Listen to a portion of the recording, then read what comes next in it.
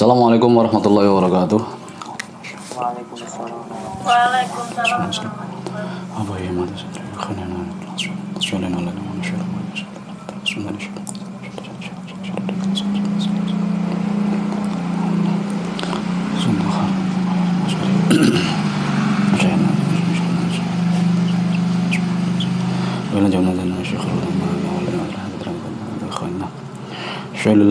Al-Fatihah. A'udzu billahi minasyaitonir rajim. Bismillahirrahmanirrahim. Alhamdulillahi rabbil alamin arrahmanir rahim maliki yaumiddin.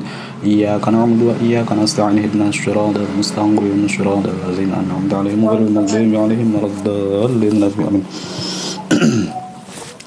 Bismillahirrahmanirrahim. Wa an Mu'adz bin Jabal radhiyallahu ta'ala anhu ta'allamul ilma fa inna ta'allumahu hasanatun wa talabahu ibadatun wa muzakaratahu tasbihun wal bahtha anhu jihadun wal bazlahu qurbatun wa ta'limahu liman la ya'lamuhu shadaqatun.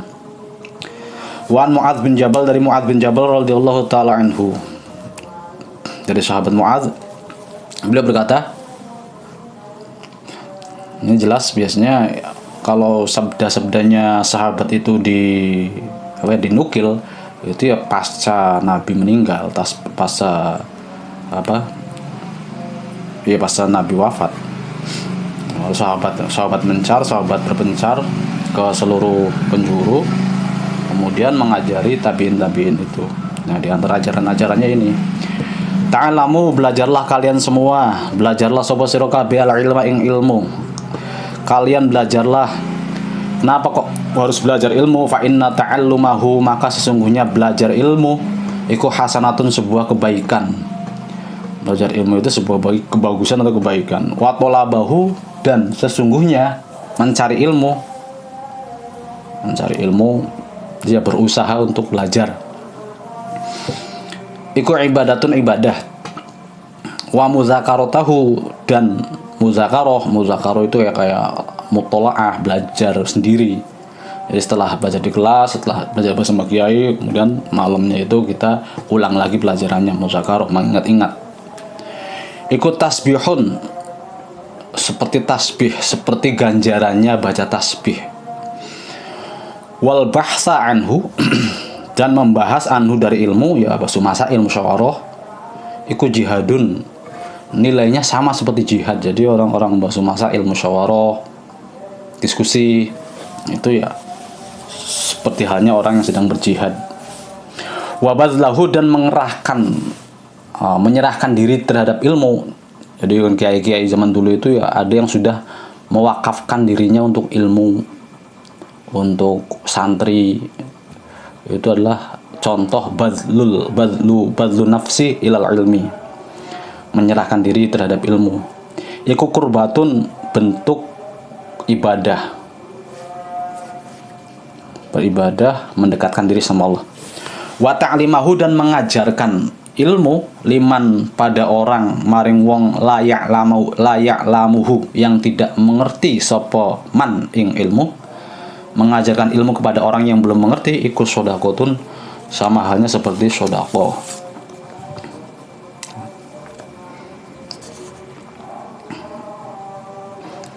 Waqala, dan berkata sapa Fudail bin Iyad radhiyallahu ta'ala anhu, alimun muallimun, alimun utawi orang alim, orang yang mengerti, orang yang paham, tur juga muallimun, yang mengajarkan ilmunya, yang menyampaikan ilmunya. Jadi enggak dia simpan sendiri, diajarkan ilmunya. Iku yud'ah, ya kalau saya enaknya dikenal atau dipanggil sapa alim muallim, kabiron ing orang yang besar. Maksudnya orang besar itu orang yang memiliki derajat yang tinggi. Jadi fi malakutis samai, di kerajaan langit. Fi malakutis samai, di kerajaan langit. Jadi para malaikat itu menempatkan orang yang alim dan juga mengajarkan ilmunya itu sebagai orang besar. Meskipun di dunia mungkin Banyak kiai-kiai yang di musola, yang di kiai-kiai yang di desa, yang di kampung, itu hanya kiai-kiai yang meskipun hanya mengajarkan ya Al-Quran seadanya, hanya semacam itu, dan juga di tetangga-tetangganya atau kehidupannya itu biasa-biasa saja, tapi di kerajaan atau di kalangan malaikat itu orang yang luar biasa. Waqala, dan berkata sapa Sufyan bin Uyainah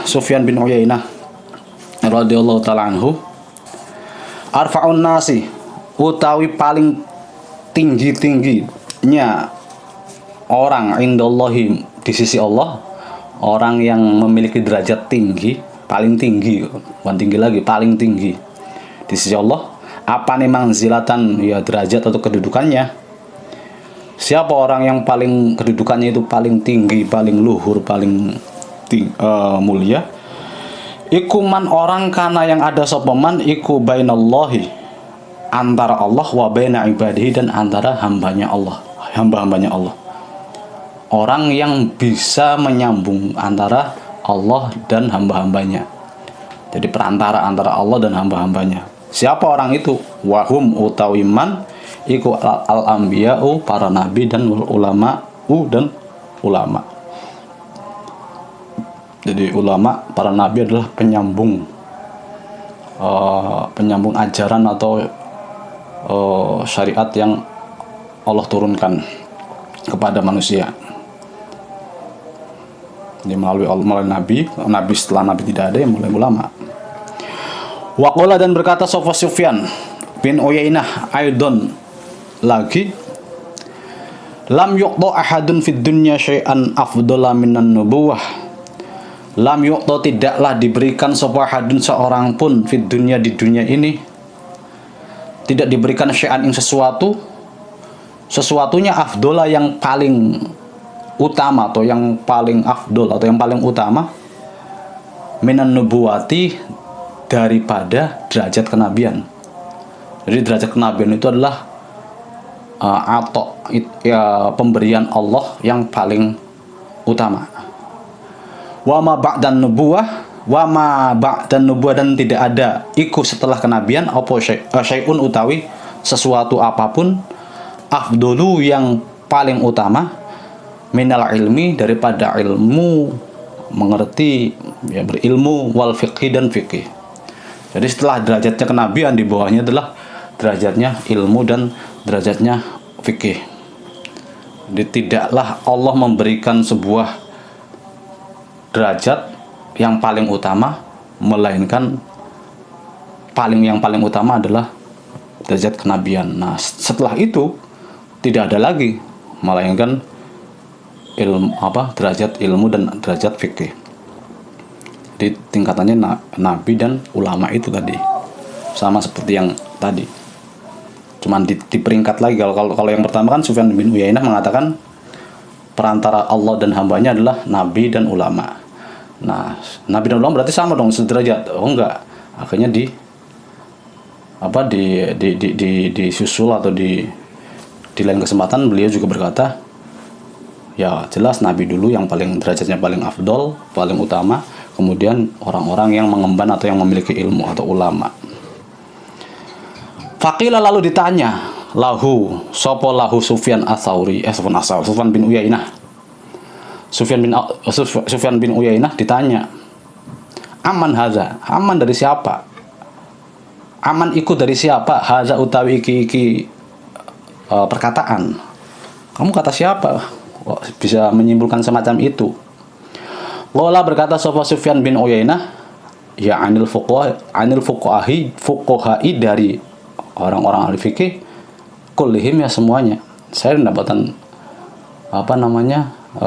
perkataan atau kata-kata mutiara atau ajaran ini dari orang-orang ahli fikih.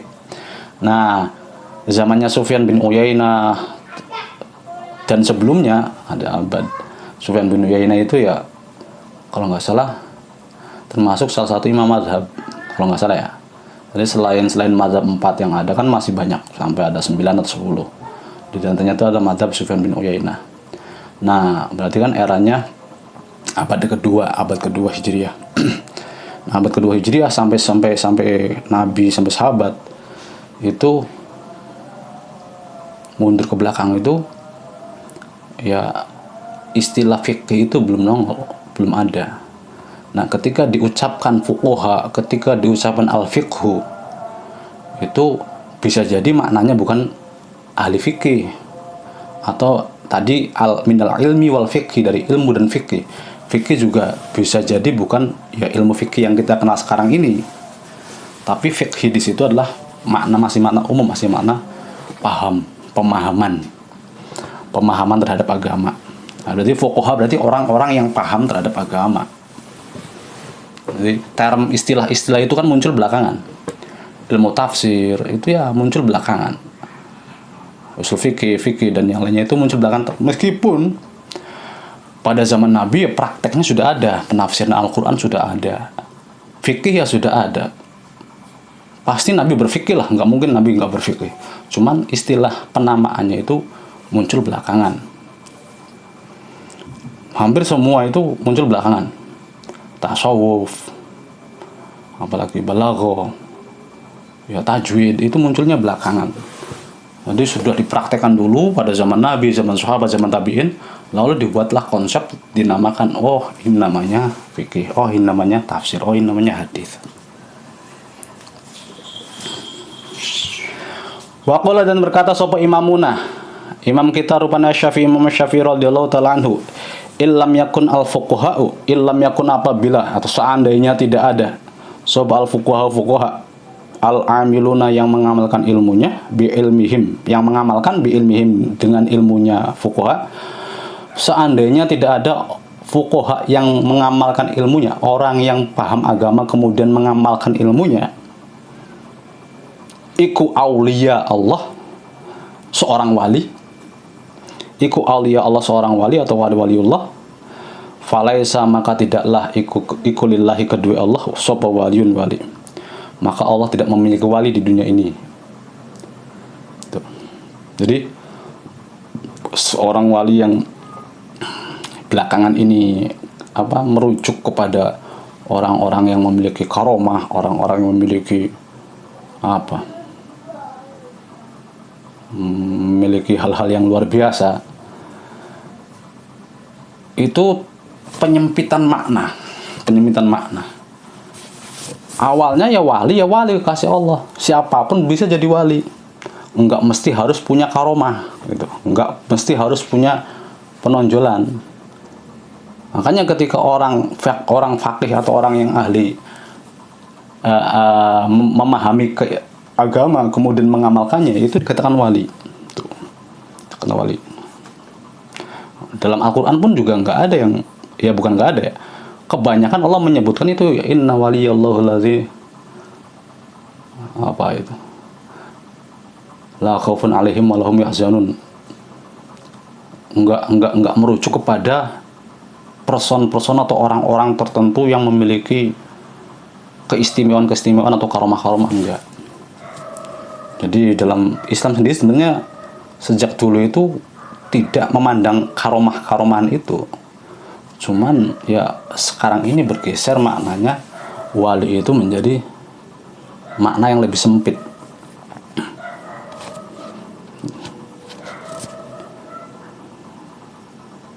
Kalau kata Mbah Mus tuh, Gus Mus itu kan, wali beliau maknani dengan teman, bukan teman, bahasa Jawanya itu bolo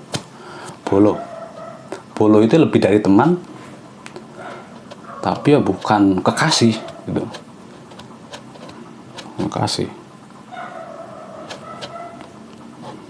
Nah itu sih masalah penafsiran dalam Al-Quran, apalagi waktu zamannya Al-Maidah ayat 52 itu ada wali-walinya itu. Waqala, dan berkata sapa Ibnu Mubarak radhiyallahu taala anhu, la yazalu rajulu aliman ma talabal ilma. Nah ini juga perkataan yang dinukil oleh Kusmus yang dibuat mem itu. La yazalu, selalu, tidaklah bergeser sapa ar-rajulu, seorang laki-laki, iku alim, orang itu akan tetap alim, akan tetap dianggap orang alim kapan? Ma tolabah, selagi mencari sopo rojul al ilma ing ilmu. Selagi orang itu mau belajar, maka orang itu dikatakan alim.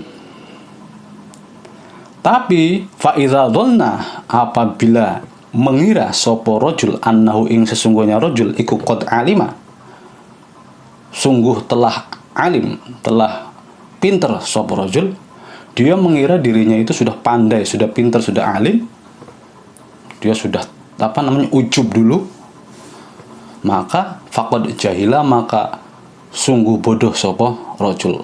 Maka disitulah letak kebodohannya. Artinya kalau di memnya Gusnus itu, selagi orang, kalau nggak salah, selagi orang itu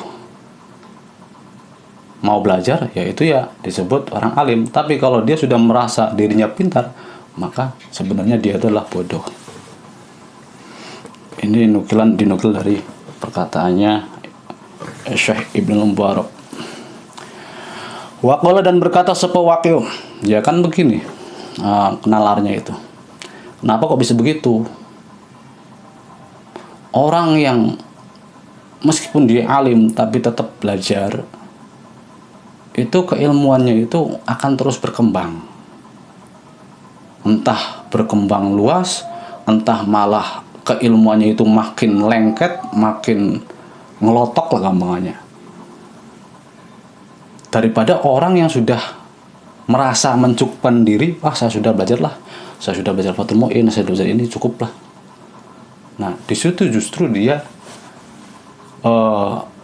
dianggap sebagai orang bodoh karena sudah merasa cukup pintar, merasa cukup alim. Merasa alim bukan merasa cukup lagi, merasa alim, merasa pintar. Itulah kebodohannya. Dia akhirnya nggak berkembang ilmunya, matok di Fathul Mu'in saja, matok di Fathul Qorib saja, nggak mau belajar di kitab-kitab yang lain, baca-baca fan-fan atau bidang-bidang yang lain. Dia kalau saingan sama orang yang tadi ya jauh ketinggalan. Maka nisbatnya orang yang tadi, yang orang alim yang terus belajar, sama orang yang alim yang nggak mau belajar, ya nisbatnya kata orang ini ya dia bodoh. Kata orang yang alim yang mau masih belajar itu, orang alim yang nggak mau belajar ini bodoh. Waqala, dan berkata sapa Waqi', Imam Waqi', gurunya Imam Syafi'i, la yakunu, karena Imam Syafi'i kan ketika hilang hafalannya itu kan mengadu pada Imam Waqi' itu, syaqaltu ilal Waqi'i ansu ihfdhihi, mengadu karena hilang hafalannya, ilmunya hilang semua, akhirnya mengadu pada Imam Waqi', yaitu gara-garanya makan makanan syubhat. Imam Syafi'i makan makanan syubhat saja ilmunya langsung hilang, hafalannya hilang semua. Dulu Imam Syafi'i itu sebelum hilang itu, ya kalau baca kitab, sekali baca paham, hafal, lihat baca hafal, lihat baca hafal. Makanya ketika baca itu ya halaman selanjutnya itu ditutup dulu, biar enggak rancu ngapalinnya. Setelah dibaca hafal, dibaca hafal.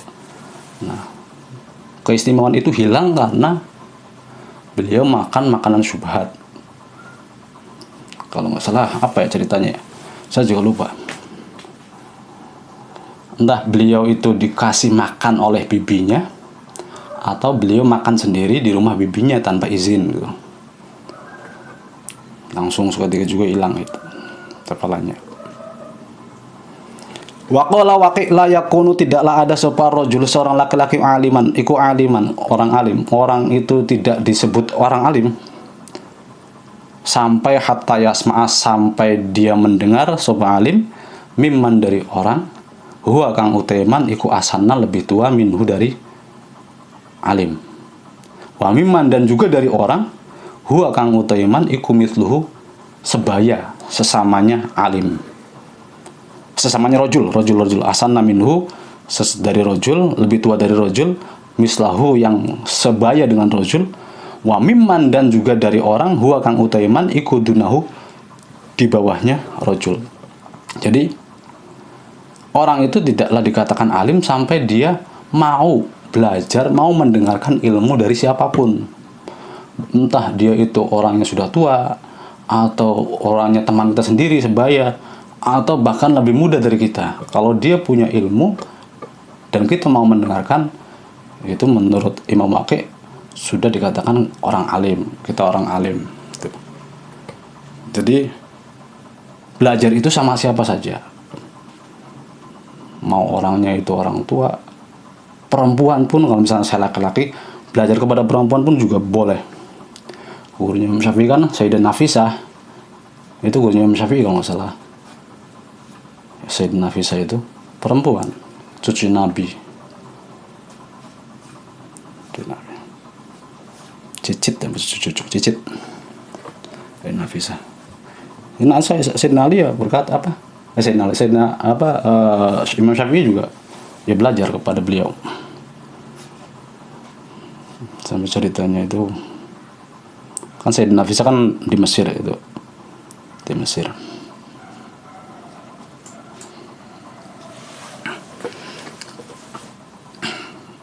Jadi istifadah, mengambil pelajaran itu ya dari siapa saja, dari mana saja. Kalau itu memang ilmu ya diambil istifadah. Waqala, dan berkata Sufyan Ats-Tsauri radhiyallahu ta'ala anhu, al-ajaibu amatun.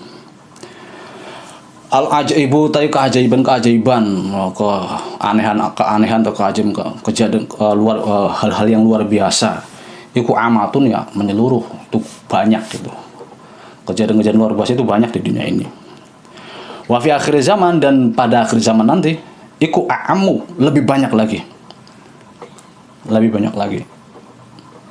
Jadi enggak heran. Hanya ada video-video atau berita-berita yang membuat kita heran, itu ya akan lebih semakin banyak lagi ketika akhir zaman. Wan nawaibu utawi apa nawaib ini? Wafil Mukhtar wa kullu syai'in kathura hatta ala wa ghalaba faqad tama fil misbah. Nawaib itu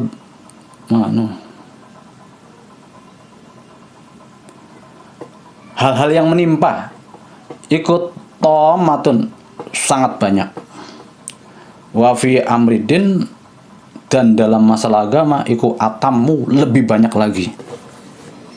Jadi keanehan-keanehan di akhir zaman itu banyak, dan musibah-musibah pun juga akan banyak pula menimpa, apalagi dalam masalah agama lebih banyak lagi.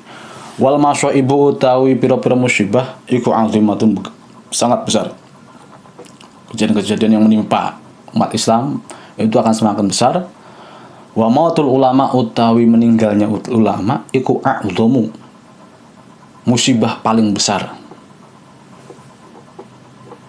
Jadi ya kayak pandemi semacam ini benar-benar ya banyak musibah-musibah, dan yang paling besar itu adalah meninggalnya para kiai, para ulama itu.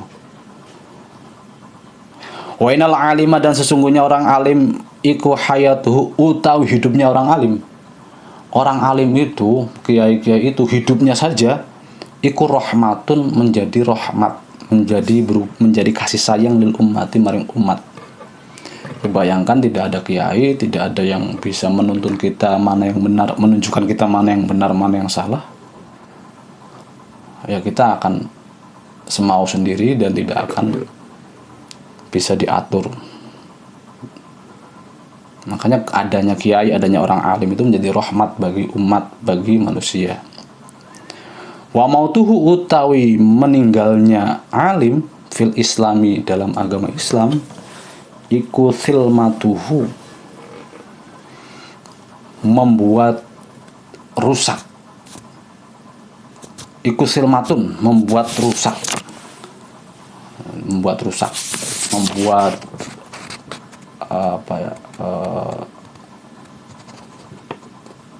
tidak sempurna, ada kekurangan, ada ya akhirnya Islam yang tadinya utuh hilang satu pakunya, ya akhirnya enggak kokoh lagi. Jadi ya meninggalnya ulama itu sedikit banyak pasti akan berpengaruh terhadap kehidupan umat, pasti itu. Ya contoh kecil lah, di daerah saya di apa namanya, RT lah, itu ketika ketika kiainya meninggal, yang biasa ngaji, biasa mengimami di musola meninggal, dan tidak ada yang meneruskan, ya goyah kegiatan di musola, kegiatan keagamaan secara masyarakat itu pun juga berubah. Itu contoh kecilnya. Mungkin contoh besar, terlalu besar lah kita mengatakan kiai ini, syekh ini meninggal, itu dampaknya mungkin nggak akan kita rasakan secara langsung. Tapi contoh kecilnya itu, ketika di suatu desa, di suatu kampung, kiainya meninggal, nggak ada yang meneruskan, ya sudah. Masyarakatnya akhirnya ya beragamanya stagnan di situ saja. Untung kalau memang stagnan di situ, malah mengalami kemunduran. Nah kalau sudah semacam itu, nanti Wahabi masuk, ya sudah jadi. Itu makanya beruntunglah kalau di daerah kalian sudah ada orang yang mau menuntut ilmu lalu mengamalkannya. Ya pas saya pun juga sama, suatu saat pasti akan berjibaku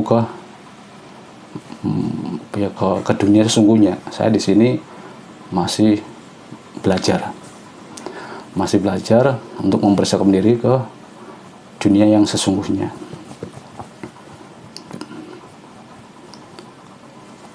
Wafis Sahihah ini di dalam kitab Sahih Bukhari dan Sahih Muslim ada hadis an Abdullah bin Umar bin Amr, dari Abdullah bin Amr bin Al-As radhiyallahu taala anhuma, qala berkata sapa Abdullah, sami itu mendengar sapa ingsun, Abdullah bin Amr bin As itu termasuk sahabat kecil. Jadi sahabatnya kan masanya Nabi itu Amr bin As. Kemudian Amr bin As punya anak kayak Abdullah bin Umar, Abdullah bin Abbas, itu termasuk sahabat-sahabat kecil. Jadi beliau itu bareng bersama Nabi itu ketika masa kecilnya. Sami'tu Rasulullah sallallahu alaihi wasallam, saya mendengar Rasulullah sallallahu alaihi wasallam yaqulu, berkata sahabat Rasul, innallaha la yaqbidu, innallaha sungguhnya Allah iku la yaqbidu, tidak mencabut sapa Allah al-ilma ing ilmu. Allah tidak mencabut ilmu dari dunia ini, dari manusia, dari hamba-hambanya, intizaan dengan mencabut beneran. Tiba-tiba detik ini jam sekian, hari ini jam sekian, detik ini ilmu itu cabut semua oleh Allah. Enggak begitu. Allah mencabut ilmunya enggak begitu. Ya kita nggak bisa membayangkan. Semisal andaikan Allah mencabut semua ilmu manusia di dunia ini sekarang juga. Kalian bisa membayangkan akan jadi apa? Kalau saya sih membayangkannya ya, saya sama seperti semut, sama seperti tikus, sama seperti kucing. Jadi kayak hewan, nggak punya ilmu. Jadi semuanya sama, nggak ada manusia, nggak ada hewan, sama setara. Tapi nggak begitu Allah mencabut ilmunya. Yantazi'uhu, yang mencabut sapa Allah ing ilmu minan nasi, dari manusia. Allah nggak begitu cara mencabutnya. Layak bidu ilma intizaan. Tapi Allah caranya itu adalah walakin yakbidu, tetapi mencabut sapa Allah al ilma ing ilmu biqabdil ulama, dengan mencabut ulamanya, dengan mengangkat atau mewafatkan ulamanya, dengan meninggalnya alim, para kiai, para habib, para ulama. Itulah cara Allah mencabut ilmu dari manusia. Bukan berarti mencabut ilmu lantas bukan berarti kiai satu meninggal berarti ilmunya sudah nggak ada. Bukan begitu. Pastilah ada kekurangannya. Tapi apakah ilmu itu akan ada lagi? Ada santri-santrinya, ada penerusnya. Penerusnya juga dibuat alim lagi sama Allah. Jadi ya pasang surut gitu. Ada yang mati, ada yang naik, ada yang mati, ada yang naik. Enggak berarti kalau kita berpikiran kalau ulama atau kiai mati berarti ilmunya diambil, tapi kok ilmu masih ada terus ya, padahal kiai-kiai ulama-ulama banyak yang mati. Bukan, nggak begitu konsepnya nggak begitu, tapi konsepnya ya gitu. Ketika ada ulama mati, ya saat itu juga orang-orang sudah sudah mengendur kepercayaan kepada orang lain karena kiai yang dia percaya itu meninggal. Akhirnya ketika ada orang yang lain yang nongol, orang berpindah kepada orang itu, kiai itu. Kiai ini meninggal lagi, ada penerusnya lagi, gantinya lagi. Terus semacam itu. Jadi bukan berarti ilmunya hilang sama sekali di dunia ini, enggak. Enggak. Hatta idza lam yabqa, sehingga tidak tersisa sapa alimun, orang alim. Nah, sampai nanti suatu saat benar-benar tidak ada orang alim sama sekali di dunia. Kalau dalam syarahnya itu hadis ini yang saya baca di syarahnya Mukhtasar Ibn Abi Jamro itu, bukan bisa juga dimaknai hatta lam yabqa alimun, itu tidak adanya orang alim di suatu wilayah, bukan di satu dunia, bukan di seluruh dunia, tapi di satu wilayah. Di wilayah lain ada, misalnya di Indonesia nggak ada, misalnya di Yaman masih ada. Jadi hatta idza lam yabqa alimun itu tidak tersisanya orang alim, itu ditafsiri ketiadaan orang alim di satu wilayah, bukan di seluruh dunia. Ittakhoza, ketika nggak ada orang alim lagi, ittakhoza maka mengambil atau mengangkat sapa annasu, orang-orang, ru'asa aing para pemimpin, juhalan yang bodoh-bodoh. Itu ya nggak bodoh lah Pak, istilahnya keilmuannya agak rendah lah minimal. Misalnya kiainya itu meninggal di musola itu, udah nggak ada yang menggantikan seperti sealim kiai yang dulu.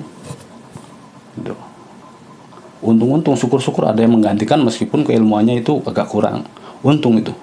Nah itu nanti suatu di akhir zaman itu sama sekali nggak ada orang alim, terus yang menggantikan ya benar orang bodoh. Akhirnya fasu'ilu, lalu ditanya sopo ru'asa juhalan itu, fa'aftau, lalu memberi fatwa atau berfatwa sopo ru'asa juhalan.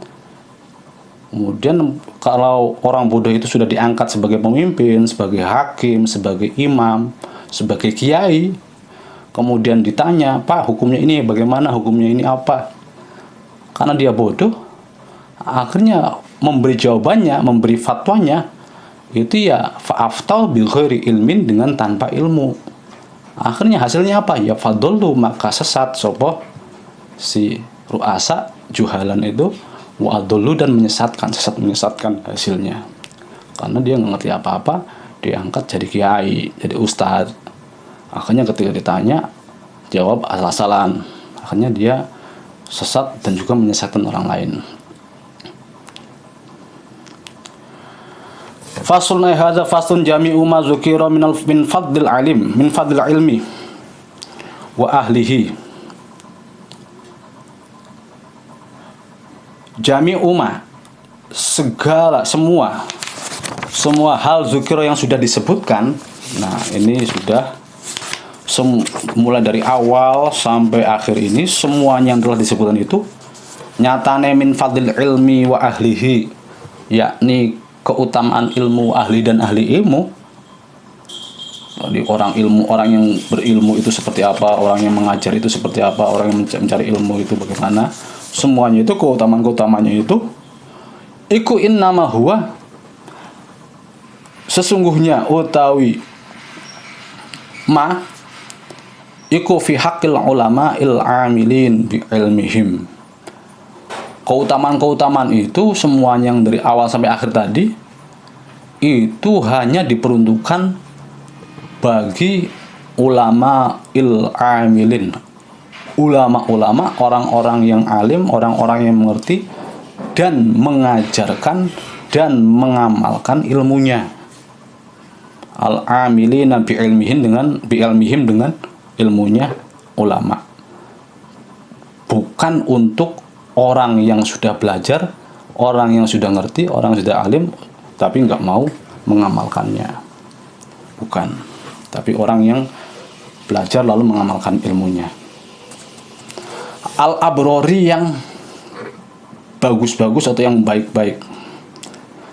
Al-muttaqina juga sifatnya yang bertakwa. Alladzina qasadu bihi wajhallah. Dan juga sifatnya lagi adalah orang-orang yang qasadu, yang memiliki tujuan, niat bihi kelawan ilmu, niatnya tujuannya hanyalah wajhallah, ing ridhonya Allah. Jadi belajar mengamalkannya bukan karena ingin apa tapi karena lillahi ta'ala, karena mencari ridho Allah, bukan untuk cari supaya terpandang, supaya jadi kiai, supaya jadi ustaz. Makanya ketika awal-awal kalau santri baru itu biasanya, kamu kenapa nyantri, kenapa ngaji? Supaya jadi kiai, supaya jadi ustaz. Nah, itu memang salah sih. Tapi ya dibiarin aja dulu. Nanti juga dia kalau sudah ngerti akan mengoreksi atau merevisi lagi cita-citanya. Jadi kiai itu bukan cita-cita jadi kiai. Ya belajar, nggak usah dijadikan pengen jadi ini, pengen jadi itu.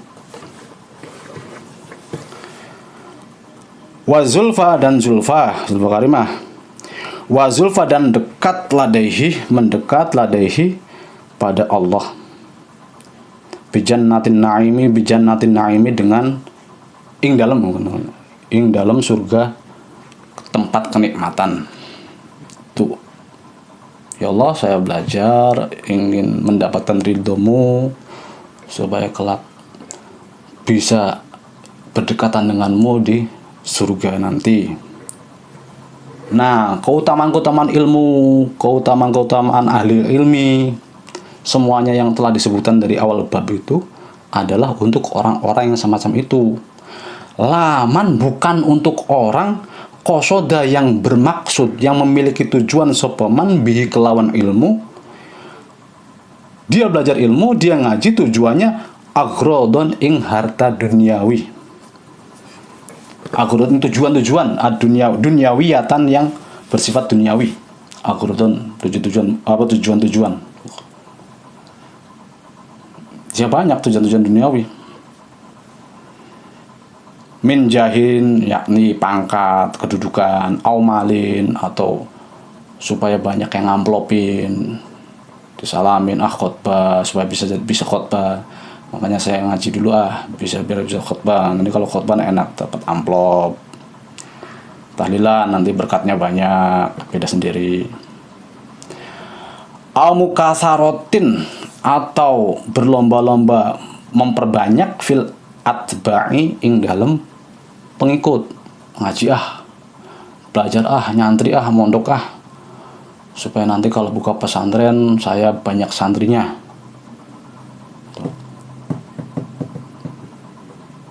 Wat talamizi dan santri-santri supaya banyak pengikut dan santrinya.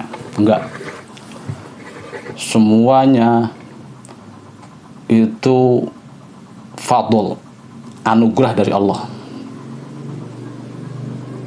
Itu sebuah keniscayaan.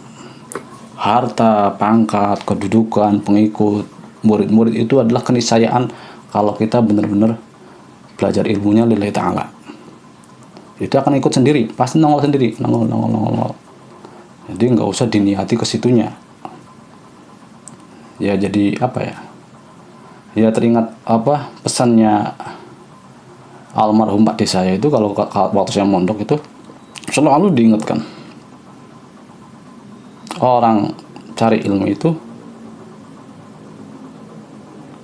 kayak kamu menanam padi. Kamu hanya menanam padi, tapi rumput-rumputan itu pasti akan tumbuh, akan ikut. Rumput-rumputan itu anggapnya diibaratkan sebagai duniawi. Jadi kalau kamu benar-benar ingin belajar, sudah niat aja belajar. Masalah duniawi pasti akan ikut. Sekarang kalau kamu mau mencari duniawi, kamu menanam rumput, apa iya padi itu akan tumbuh? Nah, itu ilmu padi dan rumputnya Pak De saya. Jadi udah belajar saja dulu, belajar agama, nggak usah pengen jadi apa-apa, nggak usah pengen ini pengen itu, belajar aja. Nanti hal-hal yang lainnya itu akan ngikut sendiri. Tapi kalau kamu mengejar duniawi, sudah nggak akan dapat agama. Faqad ruwiya 'anin Nabi sallallahu alaihi wasallam man talabal ilma wallahu a'lam bishawab. Al-Fatihah. A'udzubillahi minasyaitonir rajim. Bismillahirrahmanirrahim. Alhamdulillahirabbil alamin. Ar-Rahmanir-Rahim. Maliki yaumiddin. Iyyaka na'budu wa iyyaka nasta'in. Shiratal mustaqim. Shiratal ladzina an'amta 'alaihim ghairil maghdubi 'alaihim waladdallin. Assalamualaikum warahmatullahi wabarakatuh.